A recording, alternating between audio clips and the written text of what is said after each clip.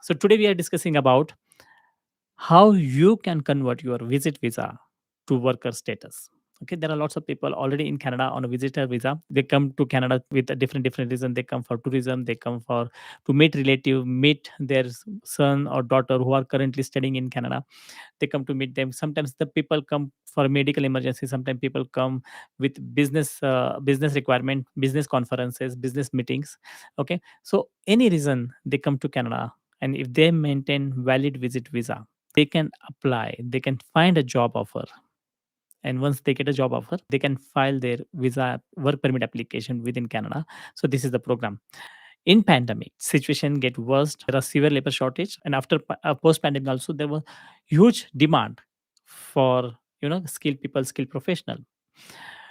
Employer was struggling to find those people, and then sometimes if they don't find employee, then they have to shut down their business, and there are lots of small businesses were suffering from this labor shortage. So government of Canada come up with a solution that instead of people who are already in Canada on a visit visa, and if they are qualified and employer hire them, okay, they don't have to go back to their own country.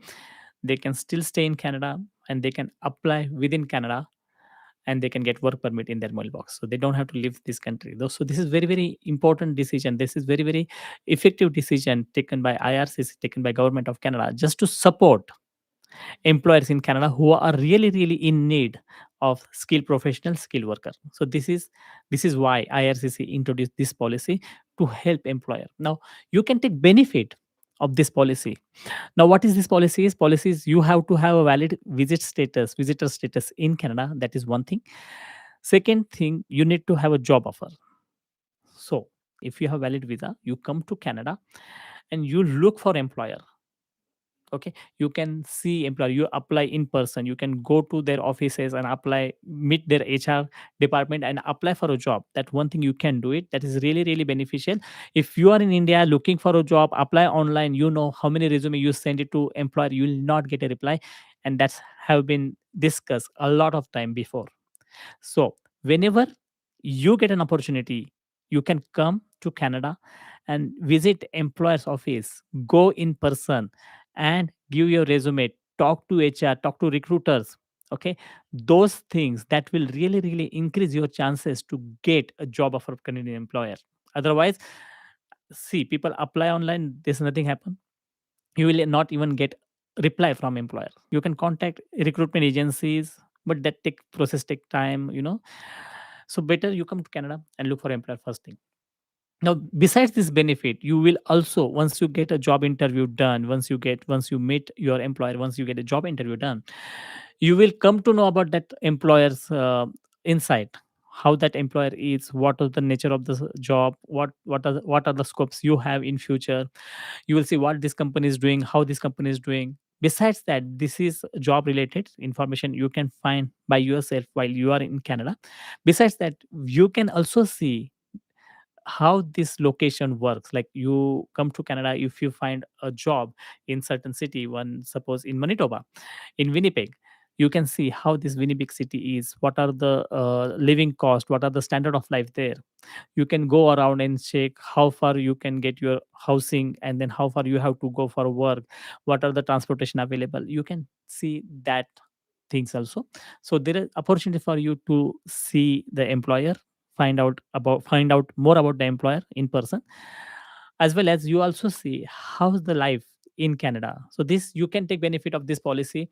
You come to Canada and you see things by yourself, and if you think okay that job is good for you, if you think that job is comfortable for you, that job is going to get you enough money to survive, that job is going to get you a peace of mind because this job in your own related field this you choose.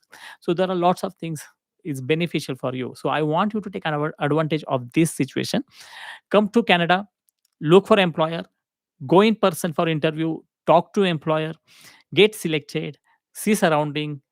You will also see what are the agreement, what are the condition of your job offer, what are the rates, how many hours you are going to get, what are the benefits you get. So you'll see lots of things if you come to Canada in person, and that will really help you to make a decision.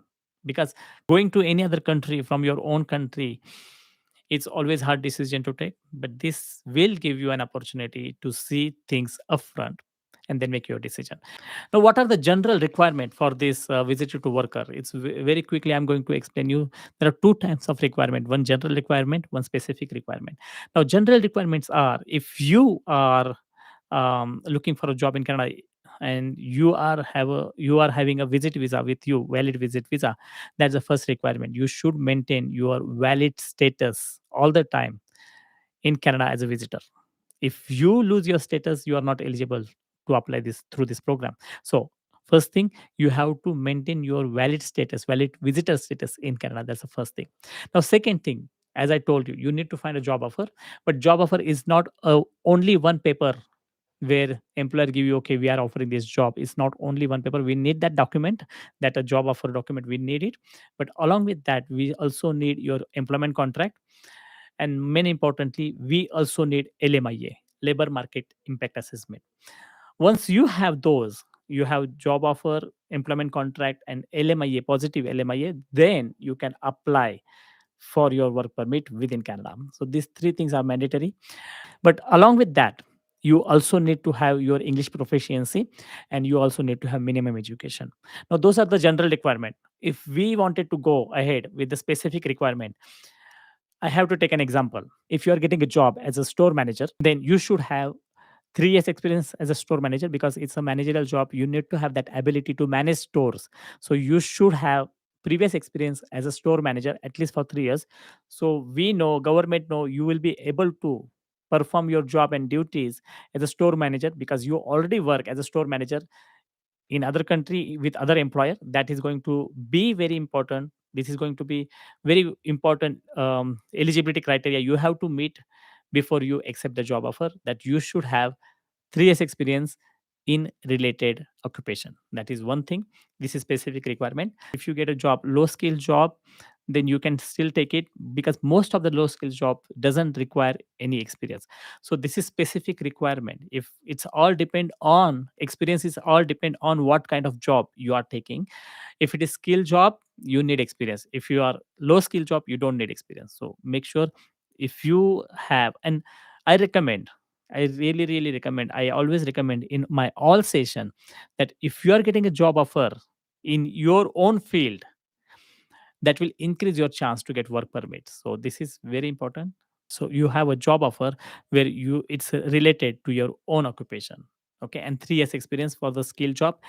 Semi skill job or low skill job, you might not have a requirement for the experience. Okay, so that's one thing. Now second specific requirement is, again, as I told you, if you are going to do a managerial job, they expect you to have a really high, really moderate, really good level of English. Okay, so if you are getting a job offer as a job retail store manager, and you are not even able to communicate with client, you are not able to communicate with employees, management, then this you will not justify yourself with that job. So you need to have a really good skill in English. Language proficiency should be better. If you are doing higher authority job, managerial job, supervisor job, you should have good English communication. If you are taking, again, low skill job, sometimes they will take moderate English. Okay, but English is always requirement. So you need to have a really good English proficiency. That will increase your chance to get from visitor to worker. Okay, if you don't have an English, work on it. Okay, so besides your experience on English proficiency, I recommend you also have to have a related education. Now, retail store supervisor, retail store manager, they should be having education completed in commerce background, or like MBA, Masters of Business Administration. So they should have those kind of related education. If you go with this low skill position, you should have only grade 12. That still be okay, but higher position, you should have related education completed, and I recommend you to have their education credential assessment done for those. That will really help us. So this is what specific and general requirement for this program. If you have that and you have a job offer, then instead of going home, you can apply within Canada.